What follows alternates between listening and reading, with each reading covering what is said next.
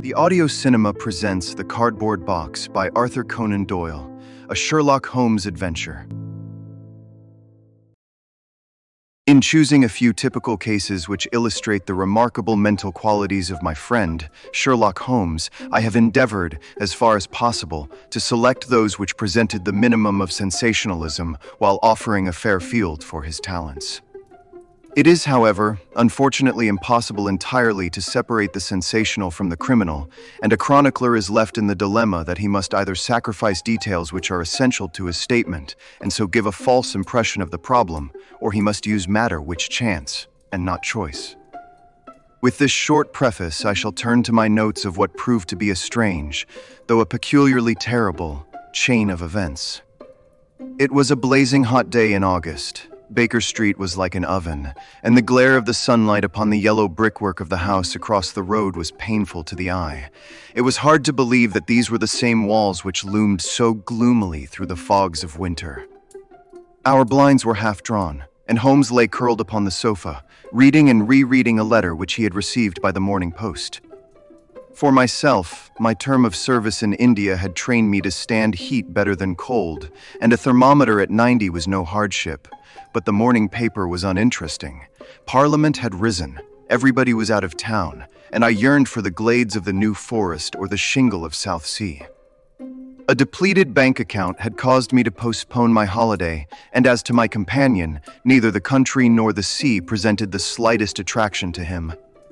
He loved to lie in the very center of 5 millions of people, with his filaments stretching out and running through them, responsive to every little rumor or suspicion of unsolved crime. Appreciation of nature found no place among his many gifts, and his only change was when he turned his mind from the evil door of the town to track down his brother of the country.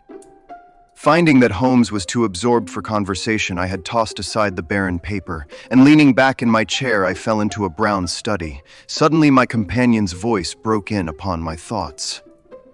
You are right, Watson. It does seem a most preposterous way of settling a dispute. Most preposterous, I exclaimed, and then suddenly realizing how he had echoed the inmost thought of my soul, I sat up in my chair and stared at him in blank amazement. What is this, Holmes? This is beyond anything which I could have imagined. He laughed heartily at my perplexity. You remember that some little time ago when I read you the passage in one of Poe's sketches in which a close reasoner follows the unspoken thoughts of his companion, you were inclined to treat the matter as a mere tour de force of the author. On my remarking that I was constantly in the habit of doing the same thing, you expressed incredulity. Oh, no. Perhaps not with your tongue, my dear Watson, but certainly with your eyebrows. So when I saw you throw down your paper and enter upon a train of thought, I was very happy to have the opportunity of reading it off, and eventually of breaking into it, as a proof that I had been in rapport with you. But I was still far from satisfied. In the example which you read to me, the reasoner drew his conclusions from the actions of the man whom he observed. If I remember right, he stumbled over a heap of stones, looked up at the stars, and so on. But I have been seated quietly in my chair, and what clues can I have given you? You do yourself an injustice. The features are given to man as the means by which he shall express his emotions, and yours are faithful servants. Do you mean to say that you read my train of thoughts from my features? Your features, and especially your eyes. Perhaps you cannot yourself recall how your reverie commenced. No, I cannot. Then I will tell you. After throwing down your paper, which was the action which drew my attention to you, you sat for half a minute with a vacant expression. Then your eyes fixed themselves upon your newly framed picture of General Gordon, and I saw by the alteration in your face that a train of thought had been started. But it did not lead very far. Your eyes flashed across to the unframed portrait of Henry Ward Beecher which stands upon the top of your books. Then you glanced up at the wall, and of course your meaning was obvious. You were thinking that if the portrait were framed, it would just cover that bare space and correspond with Gordon's picture over there. You have followed me wonderfully. So far, I could hardly have gone astray. But now your thoughts went back to Beecher, and you looked hard across as if you were studying the character in his features. Then your eyes ceased to pucker, but you continued to look across, and your face was thoughtful. You were recalling the incidents of Beecher's career. I was well aware that you could not do this without thinking of the mission which he undertook on behalf of the North at the time of the Civil War, for I remember your expressing your passionate indignation at the way in which he was received by the more turbulent of our people. You felt so strongly about it that I knew you could not think of Beecher without thinking of that also. When a moment later I saw your eyes wander away from the picture, I suspected that your mind had now turned to the Civil War. And when I observed that your lips set, your eyes sparkled, and your hands clenched, I was positive that you were indeed thinking of the gallantry which was shown by both sides in that desperate struggle. But then, again your face grew sadder, you shook your head. You were dwelling upon the sadness and horror and useless waste of life. Your hand stole towards your own old wound, and a smile quivered on your lips, which showed me that the ridiculous side of this method of settling international questions had forced itself upon your mind. At this point, I agreed with you that it was preposterous, and was glad to find that all my deductions had been correct. Absolutely. And now that you have explained it, I confess that I am as amazed as before. It was very superficial, my dear Watson, I assure you. I should not have intruded it upon your attention had you not shown some incredulity the other day. But I have in my hands here a little problem which may prove to be more difficult of solution than my small essay in thought reading. Have you observed in the paper a short paragraph referring to the remarkable contents of a packet sent through the post to Miss Cushing of Croydon? No, I saw nothing. Then you must have overlooked it. Just toss it over to me. Here it is, under the financial column. Perhaps you would be good enough to read it aloud. I picked up the paper which he had thrown back to me and read the paragraph indicated. It was headed, "A Gruesome Packet." Miss Susan Cushing, living at Cross Street, Croydon, has been made the victim of what must be regarded as a peculiarly revolting practical joke unless some more sinister meaning should prove to be attached to the incident. At 2 o'clock yesterday afternoon, a small packet, wrapped in brown paper, was handed in by the postman. A cardboard box was inside, which was filled with coarse salt. On emptying this, Miss Cushing was horrified to find 2 human ears, apparently quite freshly severed. The box had been sent by parcel post from Belfast upon the morning before. There is no indication as to the sender, and the matter is the more mysterious as Miss Cushing, who is a maiden lady of 50, has led a most retired life, and has so few acquaintances or correspondents that it is a rare event for her to receive anything through the post. Some years ago, however, when she resided at Penge, she let apartments in her house to 3 young medical students, whom she was obliged to get rid of on account of their noisy and irregular habits. The police are of opinion that this outrage may have been perpetrated upon Miss Cushing by these youths, who owed her a grudge and who hoped to frighten her by sending her these relics of the dissecting rooms. Some probability is lent to the theory by the fact that one of these students came from the north of Ireland, and to the best of Miss Cushing's belief, from Belfast. In the meantime, the matter is being actively investigated, Mr. Lestrade, one of the very smartest of our detective officers, being in charge of the case. So much for the Daily Chronicle, now for our friend Lestrade. I had a note from him this morning in which he says, I think that this case is very much in your line. We have every hope of clearing the matter up, but we find a little difficulty in getting anything to work upon. We have, of course, wired to the Belfast post office, but a large number of parcels were handed in upon that day, and they have no means of identifying this particular one or of remembering the sender. The box is a half-pound box of honeydew tobacco and does not help us in any way. The medical student theory still appears to me to be the most feasible, but if you should have a few hours to spare, I should be very happy to see you out here. I shall be either at the house or in the police station all day. What say you, Watson? Can you rise superior to the heat and run down to Croydon with me on the off chance of a case for your annals? I was longing for something to do. You shall have it then. Ring for our boots and tell them to order a cab. I'll be back in a moment when I have changed my dressing gown and filled my cigar case. A shower of rain fell while we were in the train, and the heat was far less oppressive in Croydon than in town. Holmes had sent on a wire so that Lestrade, as wiry, as dapper, and as ferret-like as ever, was waiting for us at the station. A walk of 5 minutes took us to Cross Street, where Miss Cushing resided. It was a very long street of 2-story brick houses, neat and prim, with whitened stone steps and little groups of aproned women gossiping at the doors. Halfway down, Lestrade stopped and tapped at a door, which was opened by a small servant girl. Miss Cushing was sitting in the front room into which we were ushered. She was a placid-faced woman with large, gentle eyes and grizzled hair curving down over her temples on each side. A worked antimacassar lay upon her lap, and a basket of colored silks stood upon a stool beside her. They are in the outhouse. Those dreadful things. I wish that you would take them away altogether. So I shall, Miss Cushing. I only kept them here until my friend, Mr. Holmes, should have seen them in your presence. Why? In my presence, sir? In case he wished to ask any questions. What is the use of asking me questions when I tell you I know nothing whatever about it? Quite so, madam. I have no doubt that you have been annoyed more than enough already over this business. Indeed, I have, sir. I am a quiet woman and live a retired life. It is something new for me to see my name in the papers and to find the police in my house. I won't have those things in here, Mr. Lestrade. If you wish to see them, you must go to the outhouse. It was a small shed in the narrow garden which ran behind the house. Lestrade went in and brought out a yellow cardboard box with a piece of brown paper and some string. There was a bench at the end of the path, and we all sat down while Holmes examined one by one the articles which Lestrade had handed to him. The string is exceedingly interesting. What do you make of this string, Lestrade? It has been tarred. Precisely. It is a piece of tarred twine.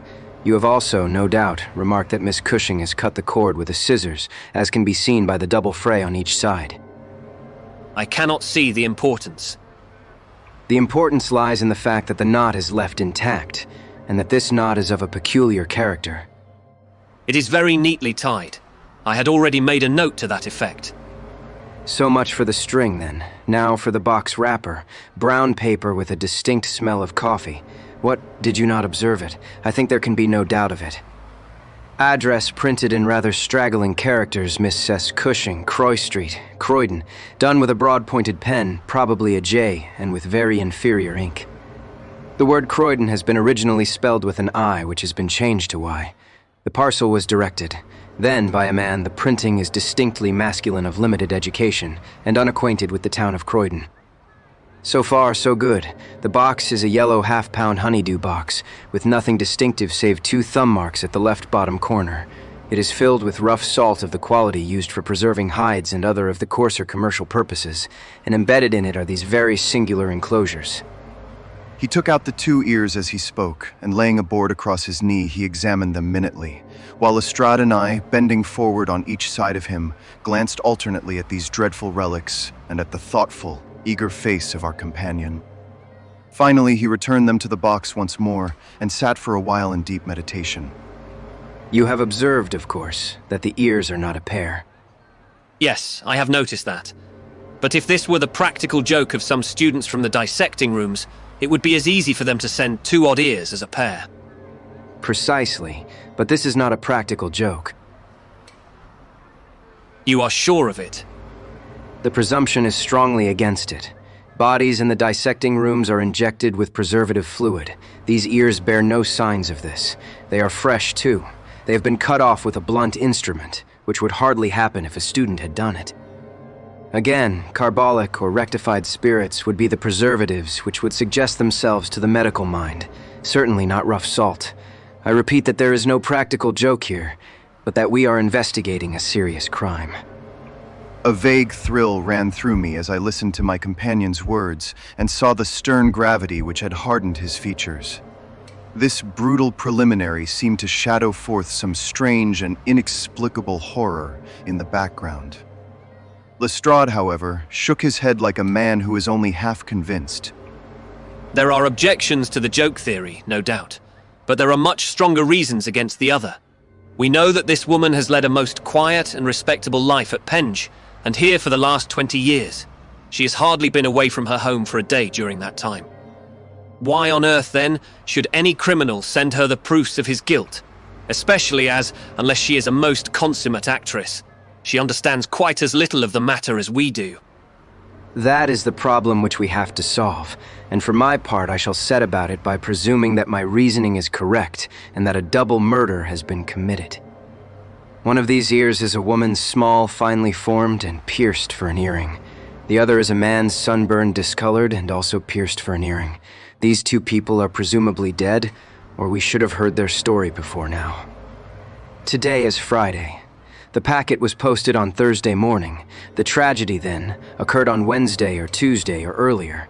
If the two people were murdered, who but their murderer would have sent this sign of his work to Miss Cushing? We may take it that the sender of the packet is the man whom we want, but he must have some strong reason for sending Miss Cushing this packet.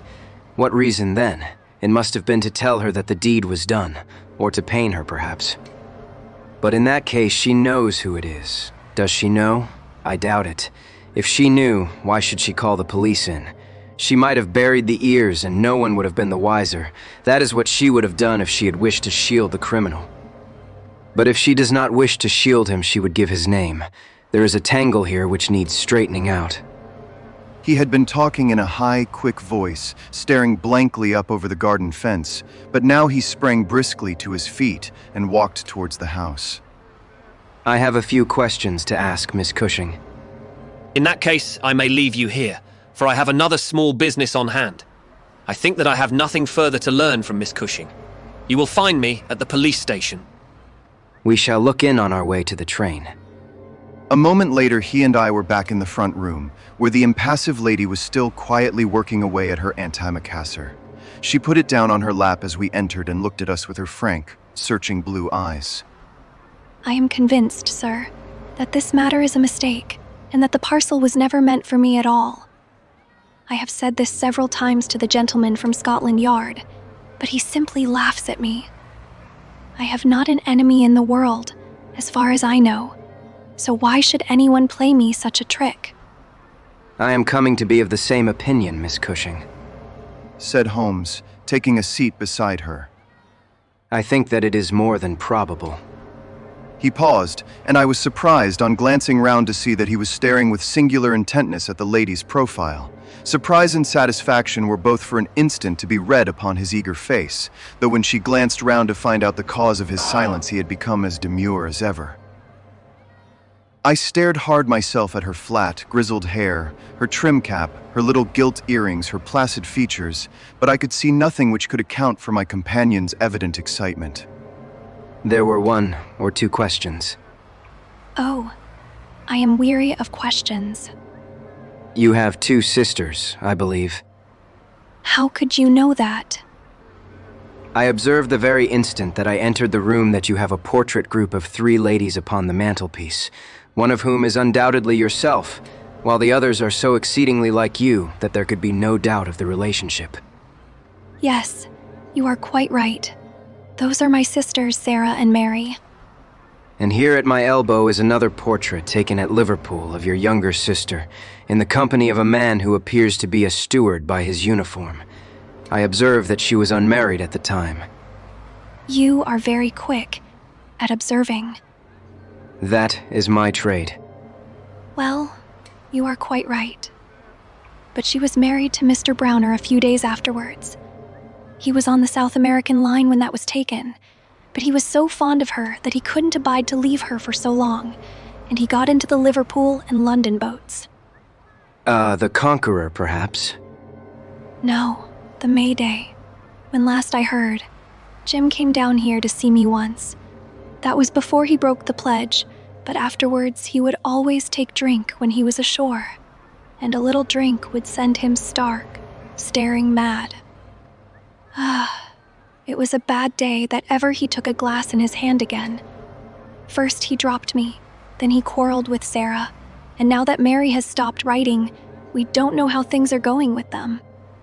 It was evident that Miss Cushing had come upon a subject on which she felt very deeply. Like most people who lead a lonely life, she was shy at first, but ended by becoming extremely communicative. She told us many details about her brother-in-law, the steward, and then wandering off on the subject of her former lodgers, the medical students, she gave us a long account of their delinquencies, with their names and those of their hospitals. Holmes listened attentively to everything. throwing in a question from time to time. About your second sister, Sarah. I wonder, since you are both maiden ladies, that you do not keep house together. You don't know Sarah's temper, or you would wonder no more. I tried it when I came to Croydon, and we kept on until about 2 months ago, when we had to part. I don't want to say a word against my own sister, but she was always meddlesome and hard to please, was Sarah. You say that she quarreled with your Liverpool relations. Yes, and they were the best of friends at one time. Why, she went up there to live in order to be near them. And now she has no word hard enough for Jim Browner. The last 6 months that she was here, she would speak of nothing but his drinking and his ways. He had caught her meddling, I suspect, and given her a bit of his mind. And that was the start of it. Thank you, Miss Cushing. Your sister Sarah lives, I think you said, at New Street, Wallington. Goodbye, and I am very sorry that you should have been troubled over a case with which, as you say, you have nothing whatever to do. There was a cab passing as we came out, and Holmes hailed it. How far to Wallington? Only about a mile, sir. Very good. Jump in, Watson. We must strike while the iron is hot. Simple as the case is, there have been 1 or 2 very instructive details in connection with it. Just pull up at a telegraph office as you pass, cabby. Holmes sent off a short wire and for the rest of the drive lay back in the cab with his hat tilted over his nose to keep the sun from his face. Our driver pulled up at a house which was not unlike the one which we had just quitted. My companion ordered him to wait and had his hand upon the knocker when the door opened and a grave young gentleman in black, with a very shiny hat, appeared on the step. Is Miss Cushing at home? Miss Sarah Cushing is extremely ill. She has been suffering since yesterday from brain symptoms of great severity. As her medical advisor, I cannot possibly take the responsibility of allowing anyone to see her. I should recommend you to call again in 10 days. He drew on his gloves, closed the door, and marched off down the street. Well, if we can't, we can't. Perhaps she could not or would not have told you much. I did not wish her to tell me anything. I only wanted to look at her. However, I think that I have got all that I want. Drive us to some decent hotel, cabby, where we may have some lunch, and afterwards we shall drop down upon friend Lestrade at the police station. We had a pleasant little meal together, during which Holmes would talk about nothing but violins, narrating with great exultation how he had purchased his own Stradivarius, which was worth at least 500 guineas at a Jew broker's in Tottenham Court Road for 55 shillings. This led him to Paganini, and we sat for an hour over a bottle of claret while he told me anecdote after anecdote of that extraordinary man. The afternoon was far advanced, and the hot glare had softened into a mellow glow before we found ourselves at the police station. Lestrade was waiting for us at the door. A telegram for you, Mr. Holmes. It is the answer. He tore it open, glanced his eyes over it, and crumpled it into his pocket. That is all right. Have you found out anything? I have found out everything. What? You are joking. I was never more serious in my life. A shocking crime has been committed, and I think I have now laid bare every detail of it. And the criminal? Holmes scribbled a few words upon the back of one of his visiting cards and threw it over to Lestrade. That is the name. You cannot effect an arrest until tomorrow night at the earliest.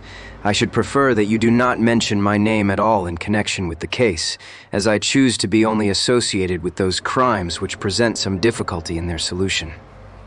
Come on, Watson. We strode off together to the station, leaving Lestrade still staring with a delighted face at the card which Holmes had thrown him. The case is one where, as in the investigations which you have chronicled under the names of A Study in Scarlet and of the Sign of Foor, we have been compelled to reason backward from effects to causes. I have written to Lestrade asking him to supply us with the details which are now wanting, and which he will only get after he has secured his man.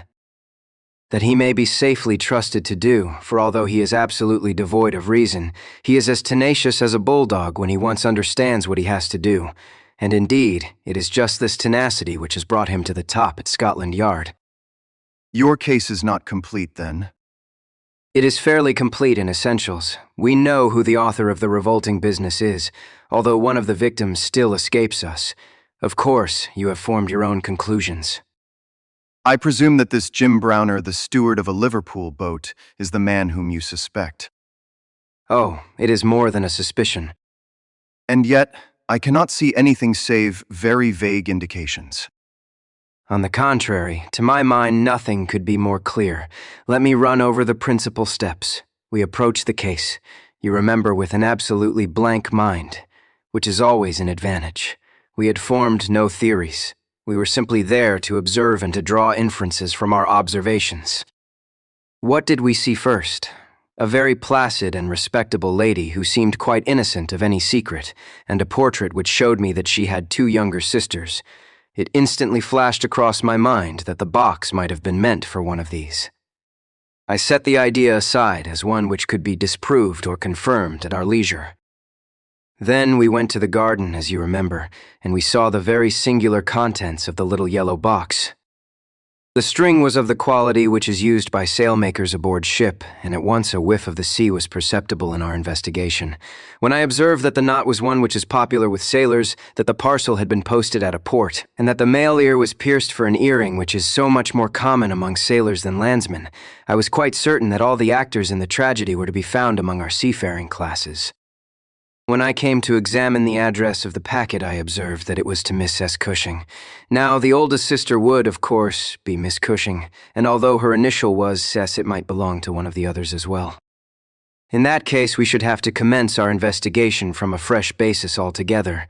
I therefore went into the house with the intention of clearing up this point. I was about to assure Miss Cushing that I was convinced that a mistake had been made when you may remember that I came suddenly to a stop. The fact was that I had just seen something which filled me with surprise, and at the same time narrowed the field of our inquiry immensely. As a medical man, you are aware, Watson, that there is no part of the body which varies so much as the human ear. Each ear is as a rule quite distinctive and differs from all other ones. In last year's anthropological journal you will find 2 short monographs from my pen upon this subject. I had, therefore, examined the ears in the box with the eyes of an expert, and had carefully noted their anatomical peculiarities. Imagine my surprise, then, when on looking at Miss Cushing I perceived that her ear corresponded exactly with the female ear which I had just inspected. The matter was entirely beyond coincidence. There was the same shortening of the pinna, the same broad curve of the upper lobe, the same convolution of the inner cartilage. In all essentials, it was the same ear. Of course, I at once saw the enormous importance of the observation. It was evident that the victim was a blood relation and probably a very close one. I began to talk to her about her family, and you remember that she at once gave us some exceedingly valuable details. In the first place, her sister's name was Sarah, and her address had until recently been the same, so that it was quite obvious how the mistake had occurred and for whom the packet was meant. Then we heard of this steward, married to the 3rd sister, and learned that he had at one time been so intimate with Miss Sarah that she had actually gone up to Liverpool to be near the Browners, but a quarrel had afterwards divided them. This quarrel had put a stop to all communications for some months, so that if Browner had occasion to address a packet to Miss Sarah, he would undoubtedly have done so to her old address. And now the matter had begun to straighten itself out wonderfully.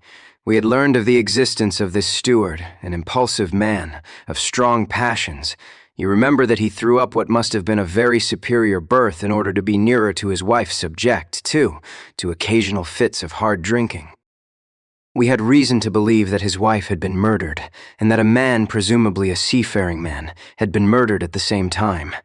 Jealousy, of course, at once suggests itself as the motive for the crime. And why should these proofs of the deed be sent to Miss Sarah Cushing? Probably because during her residence in Liverpool she had some hand in bringing about the events which led to the tragedy. You will observe that this line of boats calls at Belfast, Dublin, and Waterford, so that presuming that Browner had committed the deed and had embarked at once upon his steamer, the May Day, Belfast would be the first place at which he could post his terrible packet. A second solution was at this stage obviously possible, and although I thought it exceedingly unlikely, I was determined to elucidate it before going further. An unsuccessful lover might have killed Mr. and Mrs. Browner, and the male ear might have belonged to the husband. There were many grave objections to this theory, but it was conceivable. I therefore sent off a telegram to my friend Algar of the Liverpool force and asked him to find out if Mrs. Browner were at home and if Browner had departed in the Mayday. Then we went on to Wallington to visit Miss Sarah. I was curious in the first place to see how far the family ear had been reproduced in her. Then, of course, she might give us very important information, but I was not sanguine that she would. She must have heard of the business the day before, since all Croydon was ringing with it, and she alone could have understood for whom the packet was meant. If she had been willing to help justice, she would probably have communicated with the police already. However, it was clearly our duty to see her, so we went. We found that the news of the arrival of the packet for her illness dated from that time had such an effect upon her as to bring on brain fever. It was clearer than ever that she understood its full significance, but equally clear that we should have to wait some time for any assistance from her. However, we were really independent of her help. Our answers were waiting for us at the police station where I had directed Algar to send them. Nothing could be more conclusive. Mrs. Browner's house had been closed for more than 3 days, and the neighbors were of opinion that she had gone south to see her relatives. It had been ascertained at the shipping offices that Browner had left aboard of the Mayday, and I calculate that she is due in the Thames tomorrow night. When he arrives, he will be met by the obtuse but resolute Lestrade, and I have no doubt that we shall have all our details filled in. Sherlock Holmes was not disappointed in his expectations. 2 days later, he received a bulky envelope, which contained a short note from the detective and a typewritten document, which covered several pages of foolscap. Lestrade has got him all right. Perhaps it would interest you to hear what he says. My dear Mr. Holmes, in accordance with the scheme which we had formed, in order to test our theories. The we is rather fine, Watson, is it not? I went down to the Albert Dock yesterday at 6 p.m. and boarded the SS Mayday, belonging to the Liverpool, Dublin and London Steam Packet Company. On inquiry, I found that there was a steward on board of the name of James Browner, and that he had acted during the voyage in such an extraordinary manner that the captain had been compelled to relieve him of his duties. On descending to his berth, I found him seated upon a chest with his head sunk upon his hands, rocking himself to and fro. He is a big, powerful chap, clean-shaven, and very swarthy, something like Aldridge, who helped us in the bogus laundry affair. He jumped up when he heard my business, and I had my whistle to my lips to call a couple of river police, who were round the corner, but he seemed to have no heart in him, and he held out his hands quietly enough for the darbies. We brought him along to the cells and his box as well, for we thought there might be something incriminating, but, bar a big sharp knife such as most sailors have, we got nothing for our trouble. However, we find that we shall want no more evidence, for on being brought before the inspector at the station, he asked leave to make a statement, which was, of course, taken down, just as he made it by our shorthand man. We had 3 copies typewritten, one of which I enclose. The affair proves, as I always thought it would, to be an extremely simple one, but I am obliged to you for assisting me in my investigation. With kind regards, yours very truly, G. Lestrade. The investigation really was a very simple one, but I don't think it struck him in that light when he first called us in. However, let us see what Jim Browner has to say for himself. This is his statement as made before Inspector Montgomery at the Shadwell police station, and it has the advantage of being verbatim. Have I anything to say? Yes, I have a deal to say. I have to make a clean breast of it all. You can hang me, or you can leave me alone. I don't care a plug which you do. I tell you, I've not shut an eye in sleep since I did it, and I don't believe I ever will again until I get past all waking. Sometimes it is his face, but most generally it is hers. I am never without one or the other before me. He looks frowning and black-like, but she has a kind of surprise upon her face. The white lamb. She might well be surprised when she read death on a face that had seldom looked anything but love upon her before. But it was Sarah's fault, and may the curse of a broken man put a blight on her and set the blood rotting in her veins. It is not that I want to clear myself. I know that I went back to drink, like the beast that I was. But she would have forgiven me. She would have stuck as close to me as a rope to a block if that woman had never darkened our door. For Sarah Cushing loved me. That is the root of the business. She loved me until all her love turned to poisonous hate when she knew that I thought more of my wife's footmark in the mud than I did of her whole body and soul. There were 3 sisters altogether. The old one was just a good woman, the second was a devil, and the third was an angel. Sarah was 33, and Mary was 29 when I married. We were just as happy as the day was long when we set up house together. And in all Liverpool there was no better woman than my Mary. And then we asked Sarah up for a week, and the week grew into a month, and one thing led to another until she was just one of ourselves.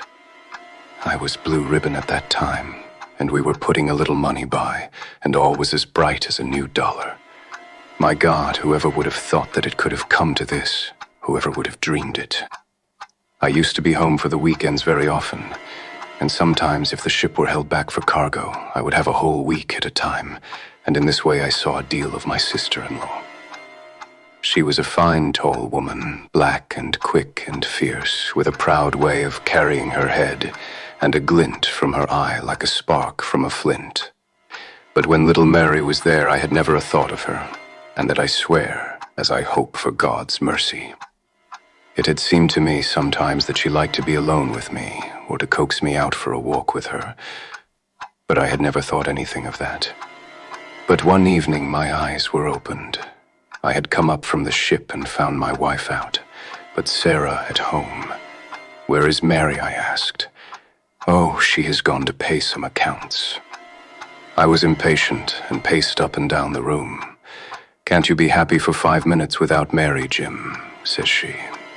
"It is a bad compliment to me that you can't be contented with my society for so short a time." "That is all right, my lass," said I, putting out my hand towards her in a kindly way, but she had it in both hers in an instant, and they burned as if they were in a fever. I looked into her eyes, and I read it all there. There was no need for her to speak, nor for me either. I frowned and drew my hand away. Then she stood by my side in silence for a bit, and then put up her hand and patted me on the shoulder. "Steady, old Jim," said she, and with a kind or mocking laugh, she ran out of the room. Well, from that time Sarah hated me with her whole heart and soul, and she is a woman who can hate too. I was a fool to let her go on biding with us. A besotted fool, but I never said a word to Mary, for I knew it would grieve her. Things went on much as before, but after a time I began to find that there was a bit of a change in Mary herself. She had always been so trusting and so innocent, but now she became queer and suspicious, wanting to know where I had been and what I had been doing, and whom my letters were from, and what I had in my pockets, and 1,000 such follies. Day by day she grew queerer and more irritable, and we had ceaseless rows about nothing. I was fairly puzzled by it all. Sarah avoided me now, but she and Mary were just inseparable. I can see now how she was plotting and scheming and poisoning my wife's mind against me. But I was such a blind beetle that I could not understand it at the time. Then I broke my blue ribbon and began to drink again. But I think I should not have done it if Mary had been the same as ever. She had some reason to be disgusted with me now, and the gap between us began to be wider and wider. And then this Alec Fairbairn chipped in, and things became 1,000 times blacker. It was to see Sarah that he came to my house first, but soon it was to see us, for he was a man with winning ways, and he made friends wherever he went. He was a dashing, swaggering chap, smart and curled, who had seen half the world and could talk of what he had seen. He was good company, I won't deny it, and he had wonderful polite ways with him for a sailor man, so that I think there must have been a time when he knew more of the poop than the forecastle. For a month he was in and out of my house, and never once did it cross my mind that harm might come of his soft, tricky ways. And then at last something made me suspect, and from that day my peace was gone forever. It was only a little thing, too. I had come into the parlor unexpected, and as I walked in at the door I saw a light of welcome on my wife's face. But as she saw who it was, it faded again, and she turned away with a look of disappointment. That was enough for me. There was no one but Alec Fairbairn whose step she could have mistaken for mine. If I could have seen him, then I should have killed him, for I have always been like a madman when my temper gets loose. Mary saw the devil's light in my eyes, and she ran forward with her hands on my sleeve.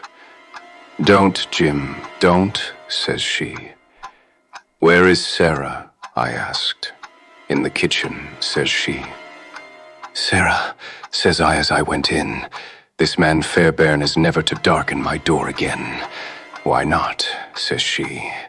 "Because I order it." "Oh," says she, "if my friends are not good enough for this house, then I am not good enough for it either. You can do what you like," says I, "but if Fairbairn shows his face here again, I'll send you one of his ears for a keepsake." She was frightened by my face, I think, for she never answered a word, and the same evening she left my house. Well, I don't know now whether it was pure devilry on the part of this woman, or whether she thought that she could turn me against my wife by encouraging her to misbehave. Anyway, she took a house just 2 streets off and let lodgings to sailors. Fairbairn used to stay there, and Mary would go round to have tea with her sister and him. How often she went, I don't know, but I followed her one day, and as I broke in at the door, Fairbairn got away over the back garden wall, like the cowardly skunk that he was. I swore to my wife that I would kill her if I found her in his company again, and I led her back with me, sobbing and trembling, and as white as a piece of paper. There was no trace of love between us any longer. I could see that she hated me and feared me, and when the thought of it drove me to drink, then she despised me as well. Well, Sarah found that she could not make a living in Liverpool, so she went back, as I understand, to live with her sister in Croydon, and things jogged on much the same as ever at home. And then came this last week, and all the misery and ruin. It was in this way. We had gone on the May Day for a round voyage of 7 days, but a hogshead got loose and started one of our plates, so that we had to put back into port for 12 hours. I left the ship and came home, thinking what a surprise it would be for my wife, and hoping that maybe she would be glad to see me so soon. The thought was in my head as I turned into my own street, and at that moment a cab passed me, and there she was, sitting by the side of Fairbairn, the two chatting and laughing, with never a thought for me as I stood watching them from the footpath. I tell you, and I give you my word for it, that from that moment I was not my own master, and it is all like a dim dream when I look back on it. I had been drinking hard of late, and the two things together fairly turned my brain. There is something throbbing in my head now, like a docker's hammer, but that morning I seemed to have all Niagara whizzing and buzzing in my ears. Well, I took to my heels, and I ran after the cab. I had a heavy oak stick in my hand, and I tell you I saw red from the first. But as I ran, I got cunning too, and hung back a little to see them without being seen. They pulled up soon at the railway station. There was a good crowd round the booking office, so I got quite close to them without being seen. They took tickets for New Brighton, so did I, but I got in 3 carriages behind them. When we reached it, they walked along the parade, and I was never more than 100 yards from them. At last I saw them hire a boat and start for a row, for it was a very hot day, and they thought, no doubt, that it would be cooler on the water. It was just as if they had been given into my hands. There was a bit of a haze, and you could not see more than a few 100 yards. I hired a boat for myself, and I pulled after them. I could see the blur of their craft, but they were going nearly as fast as I, and they must have been a long mile from the shore before I caught them up. The haze was like a curtain all round us, and there were we 3 in the middle of it. My God, shall I ever forget their faces when they saw who was in the boat that was closing in upon them? She screamed out, He swore like a madman and jabbed at me with an oar, for he must have seen death in my eyes. I got past it and got one in with my stick that crushed his head like an egg. I would have spared her perhaps for all my madness, but she threw her arms round him, crying out to him and calling him Alec. I struck again, and she lay stretched beside him. I was like a wild beast then that had tasted blood. If Sarah had been there, by the Lord, she should have joined them. I pulled out my knife, and well, there. I've said enough. It gave me a kind of savage joy when I thought how Sarah would feel when she had such signs as these of what her meddling had brought about.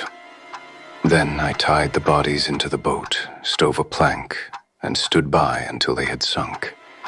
I knew very well that the owner would think that they had lost their bearings in the haze and had drifted off out to sea. I cleaned myself up, got back to land, and joined my ship without a soul having a suspicion of what had passed.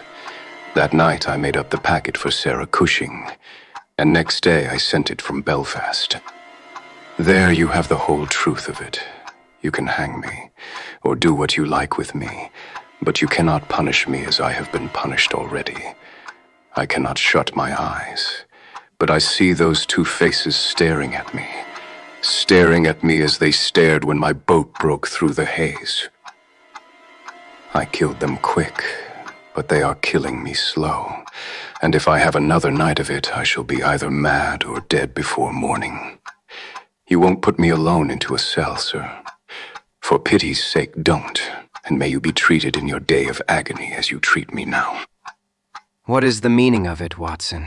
What object is served by this circle of misery and violence and fear? It must tend to some end, or else our universe is ruled by chance, which is unthinkable.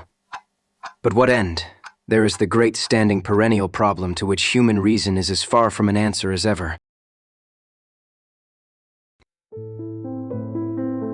You have been listening to The Cardboard Box from the Memoirs of Sherlock Holmes by Arthur Conan Doyle, produced by The Audio Cinema.